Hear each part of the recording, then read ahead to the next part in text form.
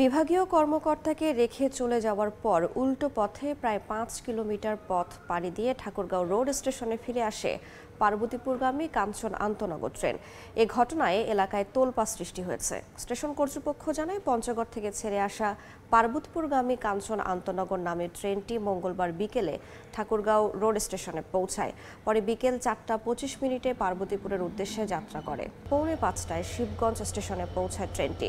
Thakurgaon road station পরিদর্শনে আসা লালমনিরহাট বিভাগীয় রেলওয়ে ব্যবস্থাপক আবু হেনা মোস্তফা ওই ট্রেনে দিনাজপুরে যেতে চেয়েছিলেন, কিন্তু ট্রেনটি ঠাকুরগাঁও রেল স্টেশন থেকে ছেড়ে চলে যায়। পরে ৫ কিলোমিটার পথ পাড়ি দিয়ে আবারও ফিরিয়ে আনা হয় ঠাকুরগাঁও রেল স্টেশনে। এতে চরম ভোগান্তির শিকার হন সাধারণ যাত্রীরা।